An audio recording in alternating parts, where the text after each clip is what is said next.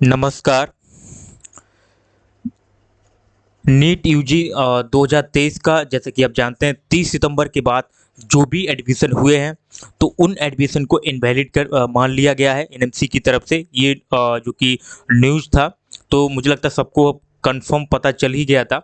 अब आप लोग कमेंट कर रहे थे कि सर क्या एनएमसी से कोई अपडेट आया है कि कब तक इसका जो रिजल्ट है कब तक आएगा, क्या उसमें चल रहा है, अभी कुछ डिसीजन लिया गया कि नहीं लिया गया।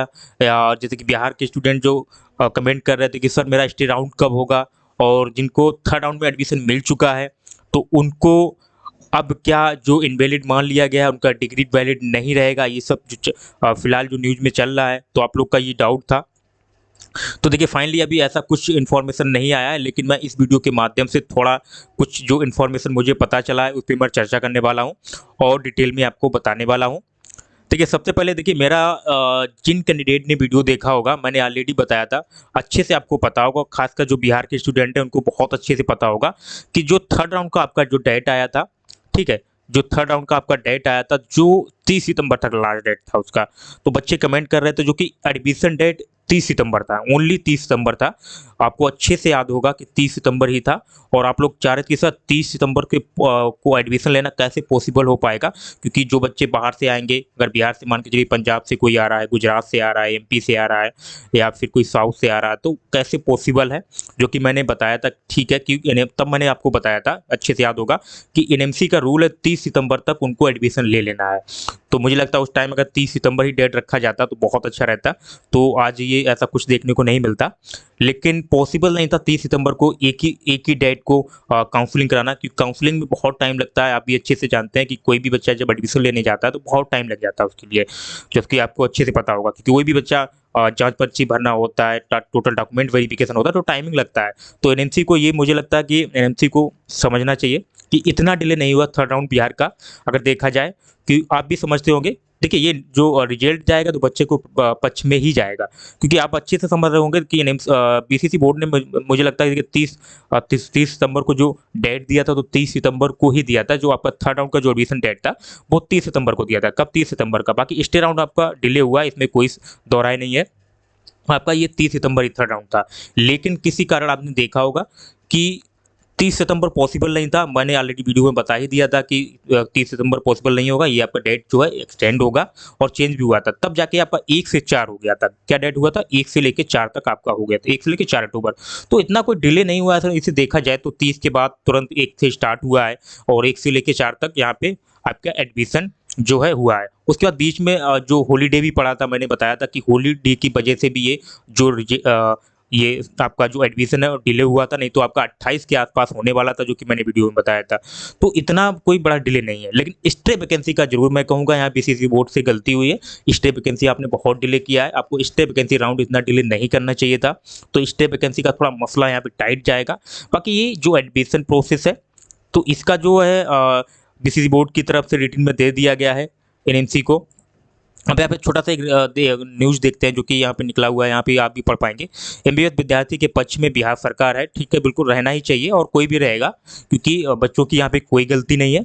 एनएमसी इन्होंने क्या किया, एनएमसी को लिखा है कि पद की 800 सीट पर नामांकन नष्ट करने का मामला जो है, ठीक है, 800 सीट पर नामांकन नष्ट करने का मामला। तो उन्होंने जो ये लिखा है कि जो 800 सीट नष्ट की गई, हालांकि सीट यहाँ पे ज़्यादा है, मुझे लगता है कि जो यहाँ पे लिखा हुआ है ये गलत लिखा हुआ है जहाँ तक मैं देखूंगा, क्योंकि सीट मैट्रिक अभी मैंने डाउनलोड किया था तो सीट मैट्रिक मैंने क्रॉस चेक किया है।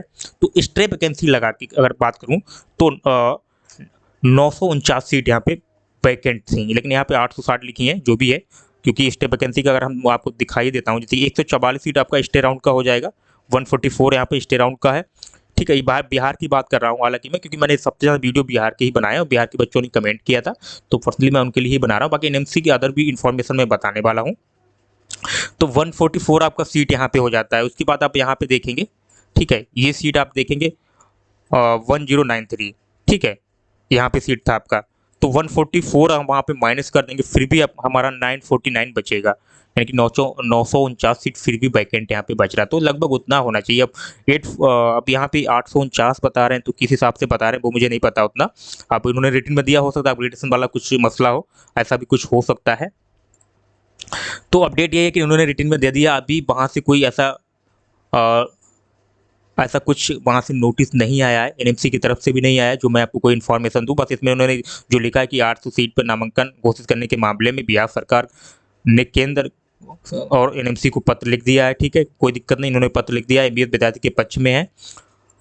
ठीक है, उसमें इसमें किसी प्रकार की अनियमितता नहीं हुई है। एमबीएस के नामांकन विलंब कई तकनीकी कारण रहे हैं, मतलब कोई टेक्निकल प्रॉब्लम भी रही है, तकनीकी प्रॉब्लम भी रही है, जिसकी वजह से डिले हुआ था एमबीबीएस का जो अभी थर्ड राउंड हुआ था।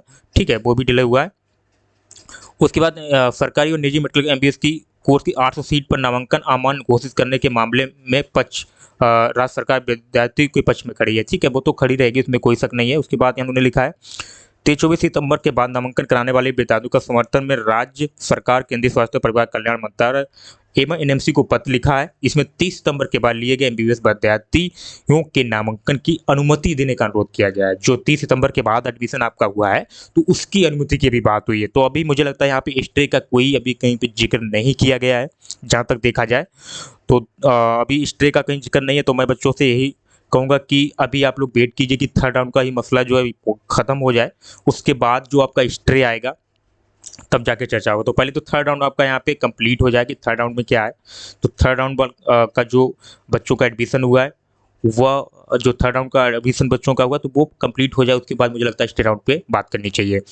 तो और इन्होंने लिखा है, देखिए किसी प्रकार की अनियमितता भी नहीं हुई इनकी तरफ से, मतलब कोई ऐसा गलती भी नहीं किया गया। इन्होंने बताया है कि स्वास्थ्य देखिए इन्होंने जो लिखा है थोड़ा बहुत मैं बता देता हूँ। स्वास्थ्य विभाग के अपर मुख्य सचिव प्रत्यय अमृत के इस आशय पद का शुक्रवार को ही स्वास्थ्य मंत्रालय को एनएमसी को भेज दिया गया था। अपर मुख्य सचिव केंद्र सरकार को भेजे गए पत्र में स्पष्ट किया गया कि इनमें से किसी प्रकार की अनियमितता नहीं हुई है। एमबीबीएस के नामांकन के विलंब कई तकनीकी कारण है। ठीक है, जो कि ऊपर भी इन्होंने बताया है। एनएमसी गाइडलाइन का जो ध्यान रखा गया, इन्होंने ये भी बोला है कि भैया एनएमसी की गाइडलाइन का भी ध्यान रखा गया है। उन्होंने पत्र में बताया कि इसमें प्राइवेट, देखिए अब यहाँ पे थोड़ा ये उतना नहीं है जितना मैं अब बता रहा हूँ। अब मैं सीधा पॉइंट पे आता हूँ कि कब तक क्या डेट आ सकता है। देखिए अब मैं आपको सीधा बता देता हूँ यहाँ पे कब तक आपका डेट जो है आ सकता है। तो मुझे लगता है जहाँ तक अगर डेट की बात करूँ, देखिए अब डिले हो जाएगा क्योंकि अब कोर्स डिले होगा। वैसे भी सेशन आपका जो क्लास था वो 1 सितंबर से स्टार्ट होना था। ठीक है, यहाँ पे 1 सितंबर से स्टार्ट था, लेकिन वो भी आपका डिले हुआ।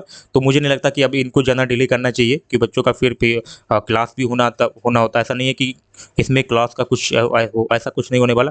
तो मुझे लगता है अब मुझे लगता है 2 या 3 दिन के अंदर रिजल्ट आने वाला है आपका। और क्या रिजल्ट आएगा, और आपकी तरफ ही रिजल्ट आएगा, बच्चों के पक्ष में ही रिजल्ट जाएगा, जहाँ तक मुझे आइडिया है।